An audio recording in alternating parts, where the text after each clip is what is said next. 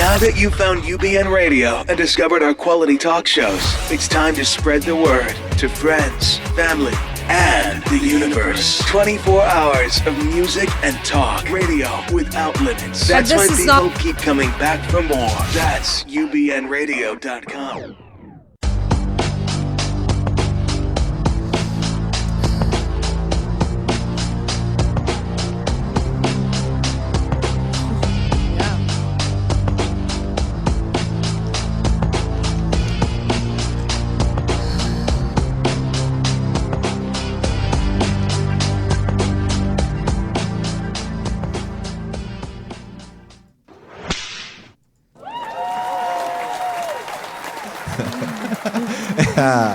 And greetings and salutations, everyone. You've tuned into Dr. Judy WTF, which stands for What the Freud, and we want to make sure you're listening to us. We are going to continue our discussion today on narcissistic mothers, which we did last week as well. And it's a call-in show, so if anything resonates with you, for you, those who are victims of narcissism, because we know you narcissists aren't going to call, you can call us at area code 323-843-2826. I'm your host, Walt Lusk, and of course we have Dr. Judy Rosenberg in the house. She is the founder of the Psychological Healing Center in Sherman Oaks, Beverly Hills, and where you can hear our voice. And we are also on YouTube, iHeart Family, and of course iTunes. So if you want therapy, we have a plethora of therapists on a sliding scale, and we can do it if you can hear this voice. We can do it on the phone, we can do it through Skype, and of course in person. We have had an absolute boatload, and we appreciate every single comment they've received on YouTube. The discussions and the comments have just been amazing, and some of them, my favorite one was a lady wrote, "I'm 6 minutes in and I'm feeling ill." Mm-hmm. We really started out with it and hit the ground running. Yeah. We thank you so much for all of those, and keep them coming, and we're going to respond to some of those here on air as well as in future on YouTube. Yeah, I've been trying to respond to some of the what do you call it, email comments that we're getting, and I really appreciate everybody chiming in on the conversation, and just to acknowledge the fact that narcissism is on a continuum. And it's not like you're a narcissist, kind of like you're a cat, you're a dog, you're a fish. You know, it's not like that. We have these labels because we've got these books called the DSM 4-5, whatever version they're on, and we have these labels because personality disorders, which are considered axis 2 disorders, meaning that they're more encrusted. As opposed to an anxiety or a depression, a characterological disorder functions. The system functions in a certain way.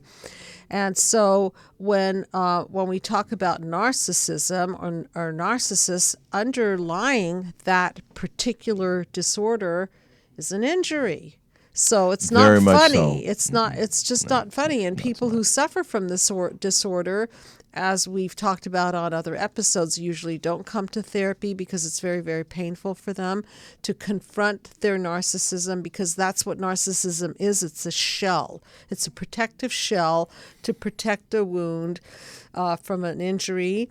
And if you guys have been watching other episodes, or even if you haven't been, injuries are usually laid down foundationally during the first few years of life. Yep. And a lot of what we talk about is attachment theory.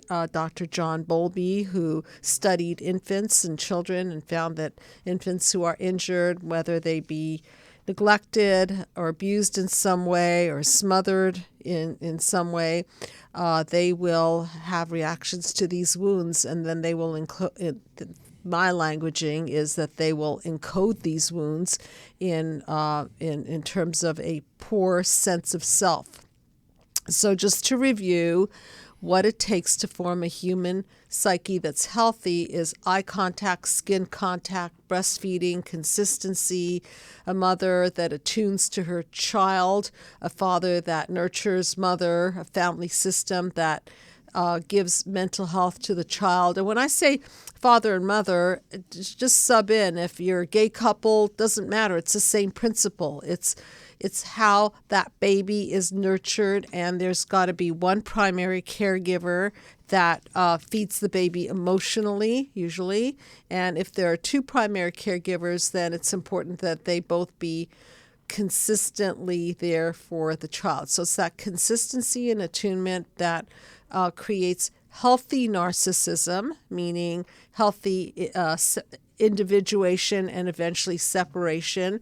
And unhealthy narcissism is when we're wounded, and then as a result of that wound, there are codependency issues, and then there are issues of using that child, in this case, as a narcissistic supply. And that's when that child doesn't then come out of the system doing too well. No, it's not very healthy. Not too they are the healthy. most insecure people on the planet. That's why they put up all these walls. They have armor, is what I call it. Right. I mean, an extreme example is I had a friend whose ex-husband, he actually took his undershirts and had them pressed underneath his suit. Okay. So, I mean, he put up as much armor as he could and wear. Wow. That's pretty... So, and the not thick enough, though. No. The T-shirt doesn't, I don't no, know, Walt. Unfortunately, everybody else had to have a thicker skin. The Right. ever-present narcissistic rage projections psychologically dangerous. I want to start with this. In dealing with narcissistic spouse, ex-spouse, mother, father, sibling, you are on a tight rope without a net. You feel anxiety building inside your nervous system each time you anticipate an interaction, and you brace yourself for these events. At times, you lower your guard only to find yourself in the middle of an explosive, ugly scene. Once again, you're at fault. You made a huge mistake. You were stupid. You were insensitive. You were thick-headed, etc. These abusive projections of narcissistic rage are endless. And the trauma that's produced in families is really scary. They're both screaming through your head, hurling accusations, epithets, insults, and humiliations, which obviously carry on forever. And you mentioned the U word, and that's how that stuff gets in your brain, because the parents are our source. Our parents are our source. And when we're infants, we are non-permeable. We are permeable membranes, meaning that we soak everything in. And so if mom, dad says that we're bad, then we buy in. We're bad. Yeah. So this you thing is never questioned by the child. So this I call it the psychovirus. The psychovirus goes in, and then the psychovirus replays in the child's head and goes viral. Okay, within the system. And then after a while, that person doesn't even need mom and dad there to reinforce the negativity, because it's already in there.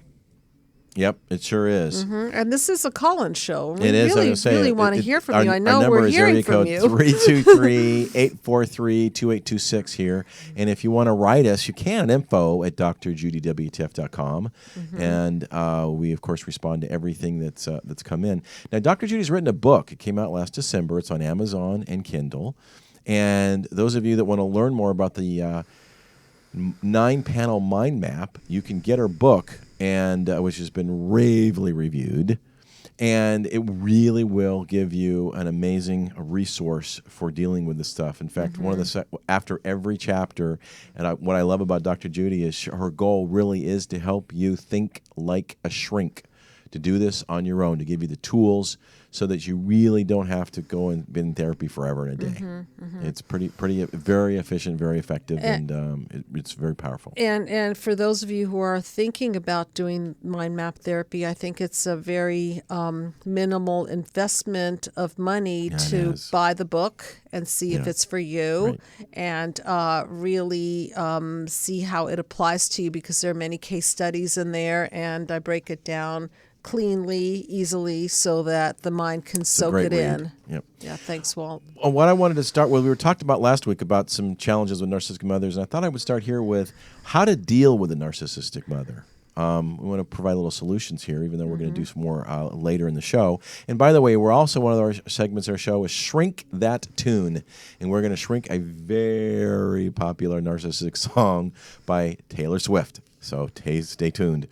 First one is realize that your mom's behavior is abnormal.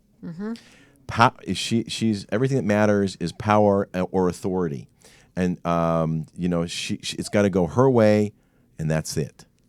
So that's her authority. She is the authority. There is no other. Next, it's best for you to echo your mother's behavior, and I had to read this a couple of times to really figure this out. Narcissistic mothers give advice, and obviously it's more about her than you, and they fulfill their satisfaction that you are hearing her out and doing it what she says. Basically, you would be better off just agreeing with her, and or that at way, least acknowledging and mirroring what she's saying. it. Yeah, and then you have the option to really whether what you want to do it or not. But at least kind of like just placate her a little bit, you'll get a lot farther. We've talked a lot about this, and this is one of the big keys of surviving a narcissist, and that is setting boundaries, even though they don't understand the word boundary. Know that it's not expected for her to violate the boundaries, but if she calls you frequently, avoid her calls and let it go to voicemail, as an example. By the way, I came up with a kind of creative way to deal with, remember we talked about Malibu Mom, Yes. who calls her daughter incessantly. Yes. And so I recently had a follow-up session with that particular person. And so she's really a wonderful, wonderful young lady. And the last thing she wants to do really is hurt her parents. It's just that there comes a point where it really interferes with her day. It really interferes with her functioning. So she wants to be a good daughter, but yet she wants to have her space to live her life. So we came up with a system, and I want to share it with you guys. Go for it. This is kind of fun. So we made some boundaries between us in the therapeutic session, and it came up with ways of the boundaries were basically this. She's not going to take calls from her mother in the morning because she can't afford the time to keep texting her and so on. And so she's going to have a peaceful healing dialogue. And by the way, the peaceful healing dialogue is up on the site under resources, drjudywtf.com. Or if you have an iPhone, you can download the Psychological Healing Center on your iPhone and have it right in your hand. I think that we're missing the link on the app of getting to my website, but I'm going to have that fixed, by the way, just for you guys that are playing around with it and you're not getting on it. So it's up there on the website. In any case. So she doesn't take calls in the morning. So she doesn't take calls in the morning. I asked her what works for her, what doesn't work for her. So the first thing that you do when you're faced with a situation is sit down with yourself or your therapist if you have one, or a friend or whoever, and just go through what your true, authentic boundaries are. Okay? Number 2, recognize that if you're dealing with a parent, you don't necessarily want to sever the relationship unless you have to. And I've had patients where it's been absolutely necessary for them to do that. And it just, there's just no way to deal with them at all. So understand that you're dealing with a hurt person. It happens to be your mother, happens to be your father, happens to be your husband, your wife, your sister, your brother, okay? It doesn't matter. You have to set your boundaries, and then you have to take a little time to mitigate the damages a little, okay? So what we came up with, which was kind of cool, was that I had her think about some automated responses and put that into her phone and program it in, and they'd be on rotate so it would sound more authentic. So one would be something like, "Hey mom, got your message, love you, I'll call you when I can." And then on that same theme, it could be, "Mom, would love to talk to you, not possible right now, get back to you when I can." And so it wouldn't just be the same one note. It would be about maybe 3 to 5 Similar versions theme of that. And then she'd have it on autopilot so that it would be kind of a win-win situation where the mother would get the blast of that The narcissistic validation. supply. Yeah. So she's not saying, "I don't want to talk to you." She's not saying, I can't talk to you. She's just saying it's not possible. So there's no you. You're not somebody that I want to talk to, or I don't love you. There's no implication of that. And so we decided to put this whole thing on a rotational system so that she can generically just press a button. And that way she felt that she was doing her minimal daily requirements as a daughter. And so, you just have to be a little bit creative with parents like that. Yes, These do. parents they're not bad people. It's just that, geez. Yes, indeed. She can't do her work in the morning, and then she's ruled by the guilt. Okay, and it snowballs the rest of the day. Right. And then the other thing is that you have to realize that these parents want to trigger your guilt button. And so when you feel that trigger... They live on drama. Yeah, you can't react to that. Drama. So we decided that every time her guilt button is triggered, it's kind of like her little dolphin self, which is her free self. If you look at panel 9, can you put that up there? Because I want to use the dolphin metaphor here. You can watch it on your iPhone or drjudywtf.com. Let me know when it's up there. Thank you. Mm-hmm. So you'll see the globe, the planet. Okay, that represents our home. And then there are 3 dolphins swimming in the water that I used as wisdom messages. And also, which panel did you want? Number 9. 9. Yeah, number 9. No, okay, that's the whole one. There's your panel. There are the dolphins swimming, and they represent freedom. Can you see them, Walt? Yes. Okay. And so I use the metaphor of being caught in a dolphin's net, or being caught by the hook, the guilt hook, the guilt net that pulls you in. And it's really, really important to recognize that the trigger, and a common one parents use that need to manipulate and control their children, they'll do it by guilt. So once you're conscious of this, that you don't have to go into the reaction of, I'm a bad person, I'm not being the good daughter. So that's half the battle right there. Okay? Is not falling into letting it trigger off your negative core belief. I'm bad, I'm not enough, I'm not whatever it is that was encoded in you.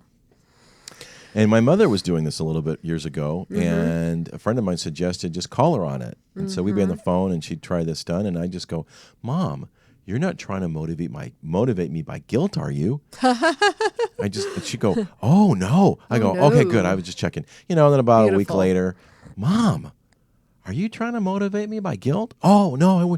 So this went on for about probably 6 weeks. And then the whole thing stopped because she got called on it every time. And it's like, don't think so. Yeah, my mom is not a narcissist, but she was going through this phase. And I just went, no. And that's one of the comments that we've been getting on our comment area of the YouTube episodes is, does that mean that my mom is a narcissist if she doesn't really respond well? Or does that mean my boyfriend or girlfriend? Just because somebody's not attuned to you, just because somebody ignores you or doesn't reply in a mirroring way all the time, doesn't mean that they have an encrusted personality disorder. We're all human. And so there just may be times in the day when they're not paying attention, or their mind is distracted, or they're tired and they're not listening. A non-narcissistic type of person will be able to self-reflect and self-correct. That's the difference. And they, when you call them to the mat, they're the ones that are able to say, oh, I get it. So when I blah, blah, blah, that makes you feel discounted or ignored or lonely, right? Yeah, right. That's the mirroring. That's not narcissism. Well, a narcissist won't engage in that kind of conversation because they're busy defending and they're shut down and they lack empathy. Totally lack empathy. Yeah. So 2 more ways to deal with narcissism, moms, and then we're going to dive in some more. Protect your private life. Mm-hmm. They will dive into anything and everything you could imagine. Your emails, your mail, your voicemail, whatever. It does. Below the bottom of your panties drawer. It doesn't matter. They're in it. Like a little helicopter-ish. Yes. Yeah. Mm-hmm. You have to set some rules straight. She doesn't need to know about every single detail of your life. So again, that's along the lines of boundaries. And lastly, as we've alluded to, seek help from others. This is a battle you can't fight on your own. Right. Some narcissistic mothers may rely on you for their whole life. You know what? Seek help from a third party to kind of deal with it, especially if your mother's aging, because it's just not a picnic at all.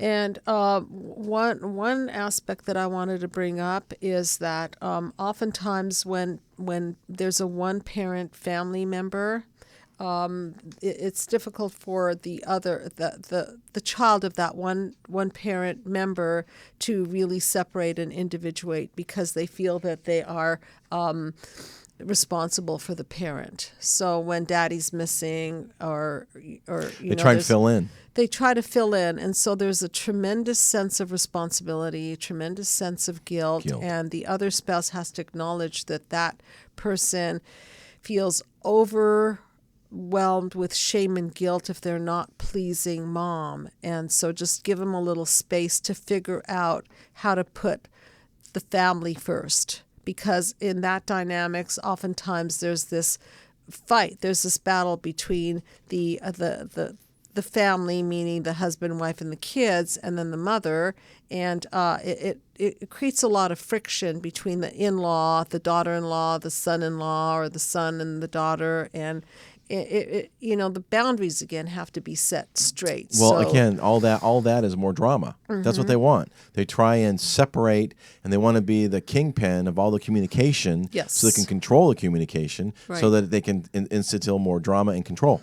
And the gaslighting is, if you confront them, they'll say, "Oh my God, there's no way that I want to get in between the two of you. Oh my God, of course I don't mean that," but their behavior doesn't line up with the words. So what you have to really watch for is that they may say something in one sentence and then completely act differently or say something differently in another. So does the information align? And when it's not aligned, then you can see that there's a defense mechanism going on. And so that's why they want to play both ends of the fiddle, because they don't want to lose the position. No, they want to be in control. They want to be in control. Yeah, right. They want to be the middle person. Right. Another thing they are is very infantile and petty. They are often simply childish. And if you refuse to let her manipulate you into doing something, she will cry that you don't love her, because if you loved her, you'd let her do what she wanted to do. And they're just going to whine like crazy. Again, they don't take no for an answer. So getting even is a large part of her dealings with you. So anytime you fail to give her what she wants, attention or service, she feels what she deserves. You're going to thwart her wishes. She has to show you that it's your fault, and she needs it and wants it and got to have it. And that comes out in pouting. It comes out in shoulder shrugging and stomping. And just narcing you out. What I mean by narcing you out is that you don't feel like you exist. Your needs are not as important. Not there, not on the radar. So I think everyone's getting a feeling for what this is, and I know that many of you are deeply, deeply suffering. And what is so incredible for me and so incredible to read are the comments that you guys are shooting at us, because I'm finding that many of you didn't really identify the suffering. It's like, say what? Suffering. I didn't know why I was feeling this. Like, wow, there are a lot of people who are suffering from this, and this is what the wound looks like, and this is how I've been injured. It's almost like they're waking up to the fact that, now I understand why I've been feeling this way. Well, it's funny you should say that. There was a stories I read. There was two sisters, and one sister figured out mom was a narcissist, and she said, "I'm done with this," and she got the heck out of Dodge at age 17. 15. Didn't see her mom for 2 years till she was 17. And the one that stayed, who was saying the story, she didn't figure out what was going on. It didn't catch on that fast. And she didn't figure. And now she figured out why she's depressed. She wasn't feeling well. She just was. All these symptoms, and it was as a byproduct of the fact that she had a narcissistic mom and didn't know it. So let's go over some of the symptoms that these children will feel. First of all, they will repress their feelings, and as some of you know, repression leads to depression. And depression is anger inward. Anger inward. So you can't get angry at mom. that's not permissible because you need to gain her favor because childhood is a hostage situation. Right. And another one that I thought of recently is not only is childhood a hostage situation, adulthood is a hostage situation because that psychovirus is in there. And so that psychovirus holds you hostage until you can let go of these untruths and these negative core beliefs that ingrain into the fiber of our being. And we say in the show, do not explode or implode, but you can call us and unload. Yes. And there's a call-in show, or you can get on the couch with Dr. Judy, either here or there. And the number is area code 323-843-2826. And then the other way this can go, and I'm seeing this in certain patients of mine, is since they can't explode on their mother, what they will do is they will project onto their husbands. Yeah, they'll take it out on somebody their else. Children, because it's a fine line that they walk. They don't want to get dysfunctionally depressed. So projection is a way of vomiting out the poison, of getting rid of evacuating the feelings. So by projecting it onto their spouse or their children or anybody really, the kicking the dog phenomenon. It's like the husband or the dad that comes home and has a really lousy day at work, just horrible, and he takes it on the dog, he kicks the dog. Exactly. Except that this is every day, just about. Every day's a lousy day. Every day the feelings are not being evacuated or soothed or mirrored or so on, and so everybody around them starts going crazy because they can't. They can't necessarily do anything about the projections. No. So sometimes the other spouse gets sick, and the other spouse sometimes has to go on medication. Literally, right. Literally has to go on medication to defend against the sickness of the spouse who is spilling over. Is spilling it over, and it's really super sad. It's really, really super sad because until that injured spouse really starts to unload and reprocess the feelings, which is not easy because they've been in a system for so many years where the repression has been the way to go. Okay? And then to open all that up is not an easy thing. I have one person who says, Dr. Judy, I hate your therapy, but I hate this, but it's necessary. I know what you're doing. I know that this is really, really necessary.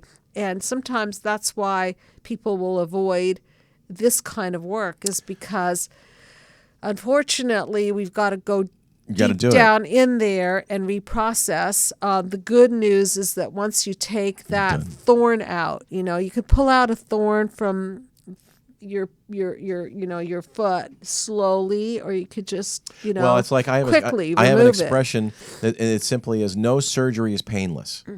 So my thing is, if you're going to have to do it, you're going to have to go through it. It is much better to go through it sooner than later because you're gonna experience it either way, and you might be in more pain if you don't go through it and have the quote surgery in the first place. So. Yeah, I mean, it's kind of like choose your poison. Either live a life that's at the effect of, or go through the pain and being the cause of a better outcome for yourself. And be free. And by the way, this therapy is not meant to shove it down your throat. No. If you can't take the process, then we'll slow down. So as a patient, they always have their foot on the brake pedal, and they always get to say, whoa, this is a little much. I had that happen this morning where a patient didn't want to go into the father wounds and just backed me up and said, you know what, let me think about that. Let me get ready for this. Let me wrap my head around it, and then we'll talk about that next time, which is perfectly okay. Absolutely. We're ready when we're ready. Mm-hmm. We're ready. Here's one of my favorites. She's aggressive and shameless. She doesn't ask, she demands.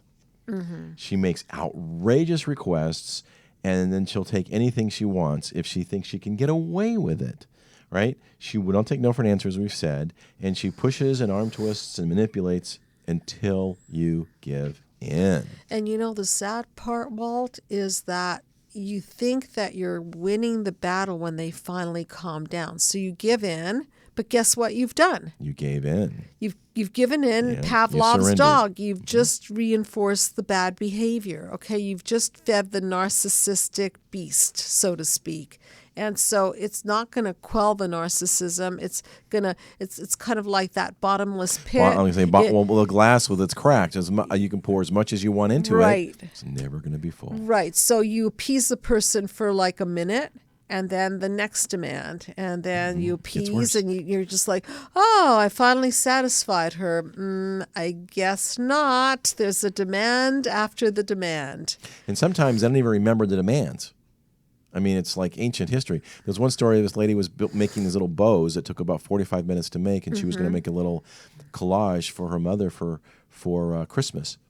And her mother goes, well, those are cute bows. Let me have them so I can put them on Christmas gifts. And she's going, no, it's for a project I'm working on. Wow. And and then she finally gave it to her mom, and her mom had no recollection of even asking her or wanting those little bows, and acted sort of surprised. But it was, very anticlimactic. And see, there's the disconnect, right? Total that disconnect. there's no connection between her regard for her daughter. There's no empathy. None. And she doesn't even remember that she doesn't have empathy, because her entire system is built around soothing her narcissistic injury. So let's just remember, everyone, that mother is a hurt person. Very. And that's why she's behaving that way. It's not like she was born wicked and born to ruin her child's life. That this is her system. This is her dysfunctional system that at the end of the storyboard line hurts her child, multi-generationally gets paid forward, because the next generation is going to pay too. It's multi-generational. If you're just tuning in, thanks for listening, and thanks for tuning in. You're listening to Dr. Judy WTF, which is What the Freud, and we are talking about narcissistic mothers. And you can catch us on Stitcher, iTunes, iHeartRadio, and of course, if you watch us on UBN Radio on Facebook Live as well, or at ubnradio.com. And one is another of my favorites. She is never wrong about anything. Well, self-righteous, and right? very self-righteous. No matter what she's done, she won't genuinely apologize for anything. She'll couch it like her apology might be, well, I'm sorry you felt that I humiliated you, or I'm sorry if I made you feel bad. If I did that, I was wrong. I'm sorry, but there's nothing I can do about it. And the but negates everything ahead of it, right? I'm sorry, but it was just a joke. They downplay it and they play it, right? You were so oversensitive. I'm sorry that my own child feels she has to be upset with me, make me feel bad. I mean, that's a good one. So see the disconnect? Is everybody getting it? That there's no empathy and there's no connection to how she's impacting her child. She's couching it to death. The mother manipulates the insult implied by a conditional apology when she says she is sorry if her daughter feels that her parents have failed her. I mean, that is just so rich. That's so guilt-inducing. Oh my gosh! There's that hook, right? The dolphin and the hook and the net. Like, whoa! Yeah. And the daughter, the son will fall for it because the pump is primed. Yeah, they're programmed. Right. Yeah. She's explosive, as we've talked about. She will manipulate to get work, money, or objects she envies that other people have for nothing. If she set up a bank account for you and she's a trustee, look out. She'll take the money out because it's really her money and not yours, and she's basically, she may have even stolen your identity. And there's the entitlement. Entitlement. If you brought it up and demand that she adhere to the agreement that you've set up, that, Mom, you put this money in my account and it's my money, she's going to brush it off and later punish you that you would you wouldn't defy her again. And they get to change their agreement. We've got a call. Oh, beautiful. Yeah. Okay. Hey, thanks for calling. You're in the couch of Dr. Judy. Hi. Hi. And you can turn your speakers down. I'm sorry. You're on the air now. Okay. Thank you. I'm sorry about that. No worries. I I got one question, and I'll just hang up. Okay. I Sure. dated a woman who had a son and a daughter, and I think the son was probably the favorite child. Okay. But the daughter was older, I think. Mm-hmm. But she got into trouble with drugs and being in the wrong place and wrong time, and got into The woman that you were dating. dating. And what's your name? I'm sorry. I wanted to say hi. I apologize. That's okay. Charles. Okay. Hi, Charles. Thank you so much for calling in. Okay. Thank So the you. woman that you were dating was treated differently than her brother. Is that what you're saying? No, the Favorite. her son she treated with favor. He was like the favorite child, but the Okay. daughter seemed like she was not, and she got into lots of trouble with drugs and being in the wrong situation with people, and she ended up in jail. But what I'm wondering about is the non-favorite child, the one, of course, is probably going to end up in trouble, right? Right. With the narcissistic mom. No, maybe both, but expressed differently. Okay, so the golden child, which is the favorite child, is also going to have consequences because they're the ones that are going to act as if, their own feces doesn't smell, so to speak, okay? And then the other one is going to act, the reaction to the wound is going to be really different, but both of them are going to not do well. It's just that they're not going to do well in different ways, and that's called splitting. See, that's a narcissistic defense. Good, bad. That's my bad child. That's my good child. And think about the sibling rivalry that system creates, right? So when these two grow up, they're going to hate each other. You see? So And there's the drama and the division. right, the drama and the division. So the golden child will be more like the overt narcissist identifying with the mother who thinks that she's amazing, amazing, amazing. And then when she goes through life and somebody doesn't think that she's amazing, amazing, amazing, then she'll just really fall off that pedestal hard. And the other one will be that one that needs to fill the hole in the soul by drug, sex, rock and roll, so to speak. So they're going to defend differently. They're both injured people. So it's not like one gets out of the system unscathed and the other one is the hurt child. They're both hurt children. Does that make sense to you? Yes, it does. Thank you for clearing that up for me. Thank you so You're much. so Thanks for welcome. calling, Yeah, thank and you be so sure and much get for Dr. Judy's calling book. It in. might put a little more light, shed a light on the subject as well. Y'all have a good night. Good Thanks, night. Charles. Okay, Thanks thank for you calling. so much. God bless.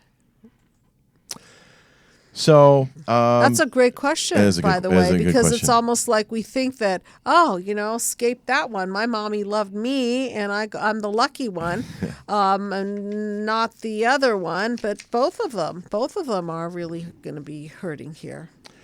she also manufactures no-win situations. This is really loaded. That's In the classic, gaslighting, right? could be. Yeah. In the classic no-win scenario, the narcissistic child is manipulated into a corner and then presented with a demand that the child do something degrading, humiliating, or painful in order to please the narcissistic mother. Wow. Any response other than compliance triggers retaliation. And there's the no-win, of course. The payoff is your mother is she's really involved in painful emotions. They love to see pain and inflict painful emotions. And it's simple helplessness and fear. And I want to detail that a little bit. I'm sure that we've talked about this before, but remember that that projection process is a real way of a real attempt to evacuate the negative feelings in the mother. So once she can, so to speak, unleash her poison, even temporarily, she feels better. So it's a case of the better she feels, the worse the other person will feel. And it makes her look really good. In fact, it makes her feel really good for the moment until she runs out of that supply. She needs another dose of that drug. In fact, that was the next one. She projects. Your timing was exquisite. This sounds a little psychobabble, but it's something that narcissists all do. Projection means that she will put her own bad behavior, character, and traits on you so she can deny them in herself and then punish you. That's so loaded. This can be very difficult to see if you have traits that she projects on. An eating disorder woman who obsesses over her daughter's weight is projecting. Right. And so, in other words, you become that object for her to work out her own stuff on. Yep. And it's really, really, really damaging. It's just crazy. Yeah. Okay. We got a few more. She's shameless, right? She doesn't ask. Oh, I did that all right. That was twice. Okay, excuse me. Outrageous demands. I mean, they get what they want. And that checkmate stuff, that no-win boxing situation. you in a corner, and then the compliance is a really important part of the game. She blames you for everything. And this is for everything that isn't right in her life. You upset her so much that she can't think straight. Things were hard for her, and you backtrack and push her over the brink, right? She can't believe that you were so petty, so small, so childish as to object to her giving giving her friend your favorite dress. Right? Your favorite it's dress. your fault that that you get mad at me because I gave something away. I gave a gift, and it was your favorite dress. And this is where the boundaries get really messed up, because the child could be convinced that she's selfish. Yes, and that you're selfish. And then they're kind of scratching their head, wondering, wait a minute, am I selfish that I'm objecting to this, or is there something wrong with mom here? And usually, and especially the younger the child, the answer in the child's head is Alice Miller. She's a psychoanalyst who wrote Drama of the Gifted Child, Prisoners of Childhood, who says that a child would rather be a bad child in a good world rather than a good child in a bad world. And I'll explain, because it's confusing. I had to read that a few times to figure that one out. In other words, it's too dangerous to make mother wrong. So it's easier on the child system to just be the stupid one, the bad one, the wrong one, because mom is source. Mom is, the ultimate word. She's the word. So in order to keep her system safe, mom's right, which makes her a selfish bitch, right? In that scenario. Well, this one, expand on that. Being selfish, she doesn't mind making you feel horrible as long as she gets her own way. Right. Right.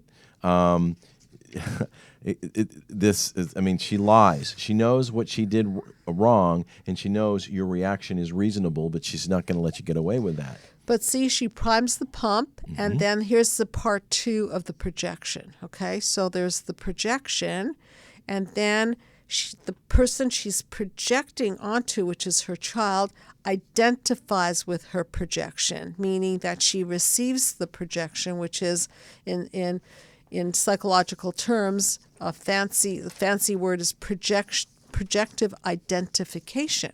So in other words, she takes in the mother's projection instead of pushing back to the mother and saying, are you nuts? This is inappropriate. This is like beyond belief that you're even thinking this way. That hardly ever happens. Occasionally it will, but that hardly ever happens. And so the projective identification is that the child takes that horrible message in and then goes down the drain with that message, never pushing back, never being doormat. Right, never invalidating that message and buying into the lie, buying into the projection, and manipulation, everything else. Taking it on. So what I want to close with before we get to our song is, again, last week, and it's well worth listening to, is do not let the narcissistic steal the rest of your life. Yeah, that's a big one. So you can heal from your narcissistic mother, and it begins right now. To heal, you cannot wait for your family members and others to come to the realization that your mother is a narcissist who treated you coldly, cruelly, and dismissively. Give yourself time and space to heal. This is a long and complex process worth the passage and the recovery of your true self, the person you were always meant to be. It means, first off, you have to put yourself first. For a meaning change. you've got to look out for number one. Right. And that doesn't mean being a narcissist or selfish. That means if you do not look out for you, who will? And that's healthy narcissism. That's being very healthy. You got to Right. put yourself first. Make sure you take very good care of your total being, physical, mental, emotional, psychological, and spiritual. That begins with activating the calming part of your nervous system so that you can, bring inner peace that belongs to you. And by the way, I just wanted to say one of our viewers commented that I apparently missed a fact or hid a fact that a narcissist brain, some lobe is smaller. Right. What I wanted to just bring to the thinking process is that the mind and the body are interconnected. Yeah, it's all together. So which comes first, the chicken or the egg? Is it that the emotional injury shrunk that piece of the brain, or was that piece of the brain already small? And so this is where the nature-nurture stuff comes in. And there's a lot of information today that the mind and the body are powerfully interconnected, and trauma will actually change the brain. Yes, it will rewire the brain. Certain and it parts will of the rewire the brain. Right. And lastly, this is very, very important, folks. Seek relationships that nurture you. Yep. Pay attention to getting the sleep you need. Exercise your way. Listen to great music. Enjoy the beauty of art in every form. Merge with nature. The great healer that restores, calms, and revives our life force. Practice yoga. But the point is, make an effort to find other individuals who are warm and compassionate, who understand you, are loyal, and whom you can count on and trust. It's surprising when you find these people. We see it in their eyes. We feel their warmth, loving hearts.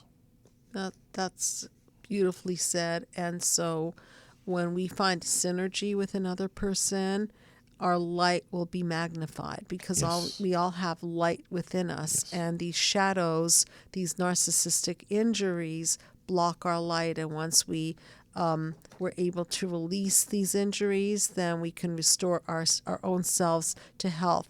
And so when you're around people that are narcissistically injured, you will find that your energy goes. You'll find that It's called vampiring. Vampiring, right? Leeching, vampiring. And you'll. One person said the other day, I heard this sentence. I thought it made a little good sense. He said, when I'm around a narcissist, the air feels a little thinner. It's almost like they're zapping the oxygen molecule. They're sucking the air out of the room. So pay attention to that and just move away. Be aware and boundaries. Right.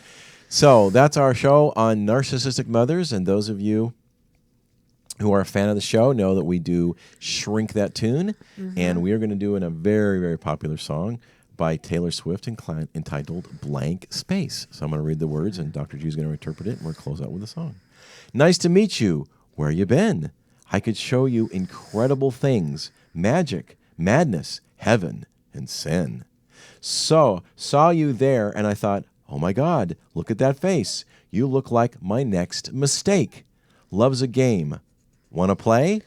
I just love that paragraph because it speaks to the WTF, the Freud. So here's a person who was injured by her narcissistic blueprint, let's just put it that way, and she recognizes the injurer and says, oh my God, look at that face, you're mine. So she already knows that she's going down the path of darkness, but she loves the game, so she's going to loop through panel 4, 5, 6, chaos, defenses, and breakdowns. And so let's watch what happens in the song. Watch the Blank Space on YouTube. It's very rich. New money, suit and tie. I can read you like a magazine. Ain't it funny? Rumors fly, and I know you heard about me. So hey, let's be friends. I'm dying to see how this one ends. Grab your passport and my hand. I can make the bad guys good for a weekend. And that's what is happening here. Is she's trying to convert the bad guy into the good guy, and she recognizes the familiarity with won't last. And so she's really got this affinity toward her blueprint, which is the injurer, which is the original blueprint, which is mom or dad or somebody in the the blueprint area. Yeah. So it's gonna be forever, or it's going to go down in flames. You can tell me when it's over if the high was worth the pain. Got a long list of ex-lovers. They'll tell you I'm insane because, I love the players and I love the game. Well, this is not her first time around. This is not her first rodeo. She's hoping that maybe she'll have a happy ending here, but she probably knows that it's going to go up in flames. And she loves the highs, and she's been through the ex-lovers, lots of them, long list of them. They'll tell her she's insane because she is going to be the object that they're projecting on. So she's never wrong. No, never. She's insane. Yep. Because we're young and we're reckless. We'll take this way too far. I'll leave you breathless or with a nasty scar. Got a long list of ex-lovers. They'll tell you I'm insane, but I've got a blank space, baby, and I'll write your name. And to me, that blank space, doesn't that sound like the hole in the soul? That she's got this blank space and she's waiting for that person to be that piece of the puzzle. And she's now found her guy that she's writing his name into that blank space to play it all out with. And to go with it, cherry lips, crystal skies. I can show you incredible things, stolen kisses, pretty lies. You're the king, baby, and I'm your queen. Find out what you want. Be that girl for a month. Wait, the worst is yet to come. Oh, no. So she's got a little evil in her. She might leave him with a scar, right? So she wants to power over him. And, she doesn't know whether he's on top, she's on top, queen, king. But she knows that it's going to be one extreme or the other. This is not going to go smoothly. But wait, there's more.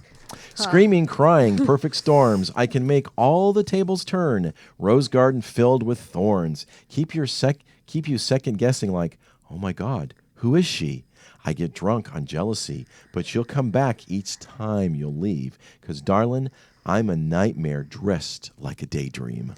Well, she's got her narcissistic supplies, her cherry lips and so on. So she figures that that's good enough to draw the narcissist back because she's probably eye candy, right? Yes, because darling, I'm a nightmare dressed like a daydream. I love that line. So it's going to be forever or it's going to go down in flames. You can tell me when it's over if the highs were worth the pain. Got a long list of ex-lovers. They'll tell you I'm insane because, I love the players and I love the game. And boys only want love if it's torture. Don't say I didn't warn you. Boys only want love if it's torture. Don't say I didn't warn you. Well, unhealthy boys right. associate love with the highs and the lows and the passion.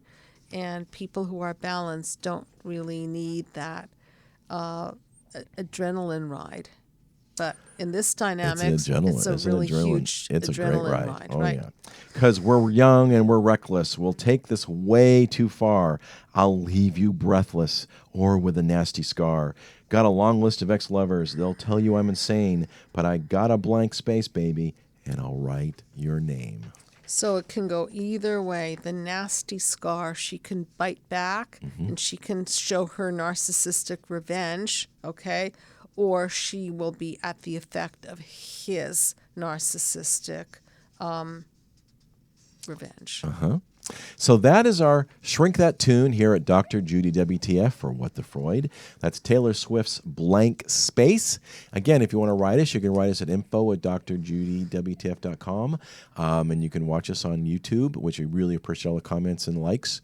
And subscribe, of course. We're on Facebook. You can like us there too. Dr. Judy WTF, and iHeartRadio, and of course iTunes. So I'm your host, Walt Lusk, Dr. Judy Rosenberg, and until next time, God bless everyone, and we're going to close out with our song.